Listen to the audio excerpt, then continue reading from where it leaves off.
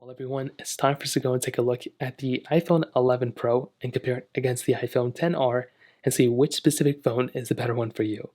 Now, what's funny is that between these two phones, I think there's a major difference. The 11 Pro, I think, is the better one. But I do think for it only being 1 year difference between these two devices, it's pretty insane. The 10R was a different league of a phone, though it wasn't a direct competitor to the 11 Pro. But let's go and see how both these ones compare. If you actually want to pick up some phones, I would recommend buying though this year. Links will be down in the description. You can get them from there. You can help support the channel at the same time.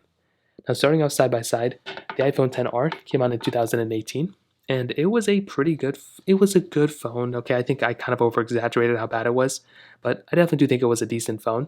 On the front, you had a 6.1-inch Retina IPS panel, and definitely not a bad looking panel. I think Apple did a decent job with it for the most part. It could have definitely been a lot worse, but I like the way this panel looked for the most part. I think it's aged a lot better than when it first came out. This phone has depreciated so much in price, it's not even funny, thus making this thing a much better deal.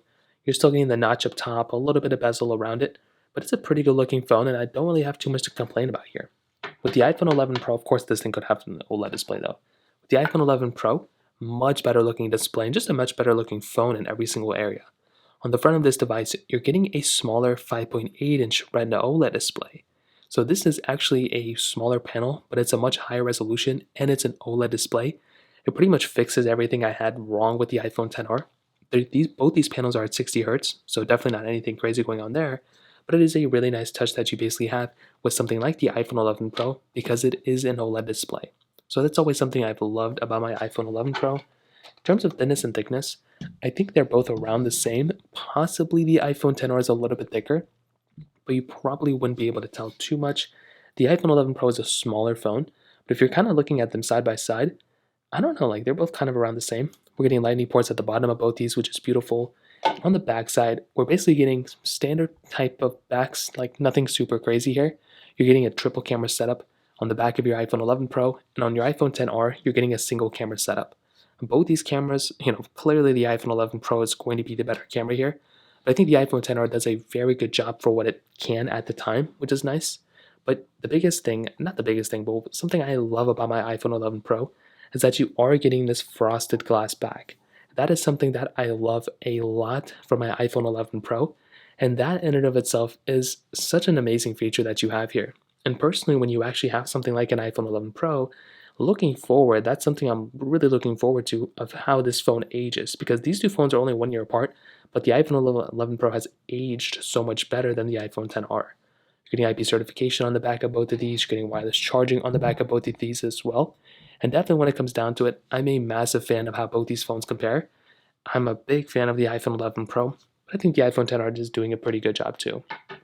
Now, in terms of software and longevity, this is going to be a thing that's definitely going to take some time for us to tell because both these phones are still supported with software. But the thing with the iPhone 10R is that, it's still supported with software, which is good, but we don't know how much longer this phone's going to last. That's kind of been the issue with a phone like the iPhone 10R. How much longer is a phone like that going to last? We really don't know for a fact, but if I had to guess, I would still say a phone like the iPhone 10R is going to be here for quite a bit of time. But it is, if the iPhone 10s end up not getting iOS 17, which I think they are, these phones are probably going to end off with iOS 17. Who knows, right? It could be a year, it could be 2 years, it could be 3 years. Apple's done a lot of weird things, a lot more weirder things than that. But I would say the next few years we're going to find out. Whatever happens though with the iPhone 11 Pro is probably going to end up lasting longer than the iPhone 10R. Now let's go into a speed comparison between these two devices. The iPhone 10R has that Apple A12 Bionic chip inside of it with 3 gigabytes of RAM, where the iPhone 11 Pro has that Apple A13 Bionic chip inside of it with 4 gigabytes of RAM. So let's go and see which one's the faster phone between both of these. Okay, all the apps are clear in the background. 10R is here, 11 Pro is here. Phone calls 3, 2, 1. About the same thing. Music 3, 2, 1. And the iPhone 10R is the faster one here, and the 11 Pro is a little bit slower. A very interesting start already. Clock 3, 2, 1. About the same thing. App Store 3, 2, 1. Oh, I totally messed that one up. Let's go and see if this one. No, okay, so the 10R. That one would have been probably the same, to be honest. Scrolling between both of these, let's see which one's the faster one. Okay, 11 Pro did kind of scroll that one up a little bit faster.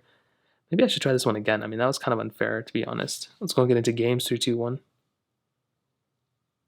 And I think the 10R was slightly faster there, to be honest. Hopping out of these two, let's go and do Apple TV, 3, 2, 1.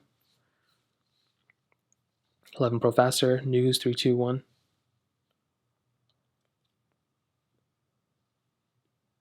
Okay, let's go and hop out of here. Camera, 3, 2, 1. Take a photo, 3, 2, 1. Okay, hopping out of here. Let's go and do photos, 3, 2, 1.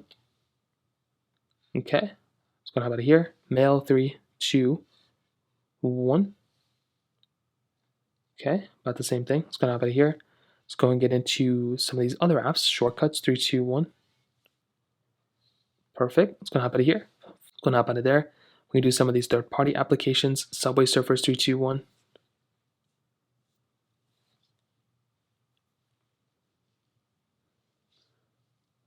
And it looks like the iPhone XR was faster. iPhone 11 Pro a little bit slower. Let's do Temple Run 2, which I don't even know if I have. I do. 3, 2, 1.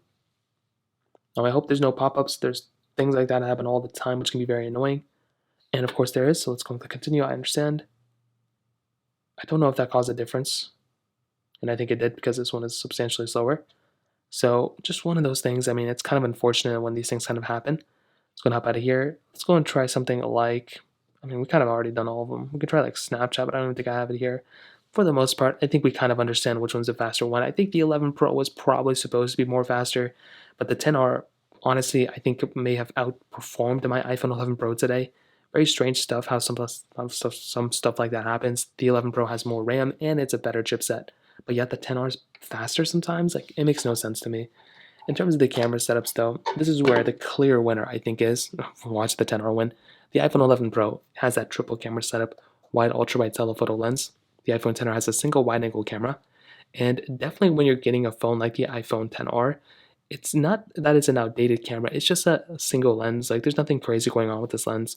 You're getting 4K at 60 on the back of both of them. You're getting 4K at 60 on the front of the 11 Pro, but only 1080p at 60 on the front of the iPhone XR. I think the clear winner is probably the iPhone 11 Pro. With the XR, though, funny enough, there's actually the same amount of features between these two. So you're still getting the capability of zooming in, zooming out, all that stuff. You're getting video mode, slow mode, time lapse, you're getting photo mode and portrait mode and panorama mode. So a good camera overall, but with something like the iPhone 11 Pro, you're definitely getting, I would say, I mean, this is a better camera, and this is a camera that's held up a lot better than a lot of other phones. So with the iPhone 11 Pro, you're getting 0.5x zoom, which is pretty cool. You're getting 10x zoom, which is really awesome. You're getting photo mode, video mode, slow mode, time lapse. You're getting panorama mode, portrait mode. I think I already said that. So this is definitely, I would say, a more capable quality camera. But I think the 10R is still good, but the 11 Pro definitely is a far better camera here. So to kind of sum up the video, what I'll tell you is, I would definitely tell you the iPhone 11 Pro is a better phone in almost every single area. There really isn't an area where I would look at with an iPhone 11 Pro and say, oh, the 10R is so much better. I think the performance is the thing that kind of threw me off the most.